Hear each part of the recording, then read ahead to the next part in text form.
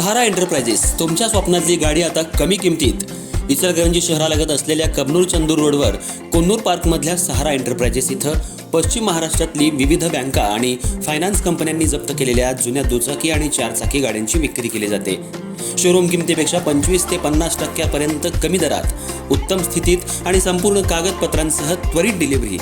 दुचाकी 20,000 पासून पुढे तर चारचाकी 50,000 पुढे. आपल्या पसंतीची कार किंवा बाईक आता अगदी परवडणाऱ्या दरात घेऊन जा. विश्वास, पारदर्शक व्यवहार आणि उत्तम सेवा हेच आमचं वैशिष्ट्य. पत्ता Konnur park, Kabnoor Chandur road, Ichalkaranji. Proprietor Rajubhai Azgar. संपर्क 8055810910 आणि 9860785786. सहारा एंटरप्राइजेस, दर्जा, विश्वास आणि बचत यांचं परिपूर्ण ठिकाण.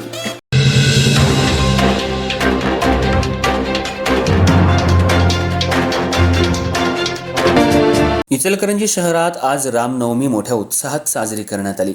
सातपुते गल्लीमध्ये असलेल्या श्रीराम उत्सव मंडळ आणि अयोध्यानगर राम मंदिरामध्ये सकाळपासूनच अभिषेक, महाआरती, भजन कीर्तनाचा कार्यक्रम आणि श्रीरामांचा पाळणा म्हणून रामनवमी उत्साहात साजरी करण्यात आली आणि मंदिरांना आकर्षक विद्युत रोषणाईही करण्यात आली होती. इचलकरंजी शहरासह राज्यामध्ये आज रामनवमी उत्साहात साजरी करण्यात आली. शहरातल्या सातपुते गल्लीत असलेल्या श्रीराम उत्सव मंडळ इथं गेल्या 40 वर्षांपासून श्रीरामाचं मंदिर आहे. मंदिर आकर्षक फुलांनी सजवण्यात आलं होतं. या ठिकाणी वर्षभर कार्यक्रम चालत असतात.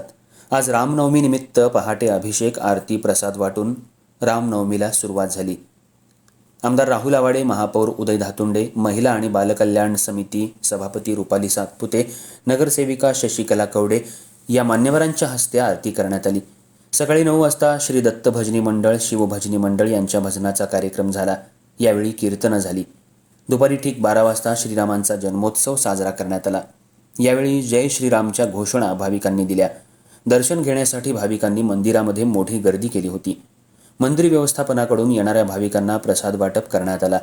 शहरातील विविध भागात राम मंदिरांमध्ये दर्शनासाठी भाविकांनी लांबच लांब रांगा लावल्या होत्या. त्याचबरोबर मंदिरांना आकर्षक विद्युत रोषणाई करण्यात आली होती. कोणताही अनुचित प्रकार घडू नये यासाठी पोलिसांनी जागोजागी मोठा पोलीस बंदोबस्त तैनात केला होता. प्रत्येक श्रीराम उत्सव मंडळानं आपापल्या भागामध्ये राम रथयात्रा काढली होती. यावेळी भाविकही मोठ्या संख्येनं राम रथयात्रेमध्ये सहभागी झाले होते. जय श्रीरामच्या घोषणा देत आजची रामनवमी मोठ्या उत्साहात साजरी करण्यात आली.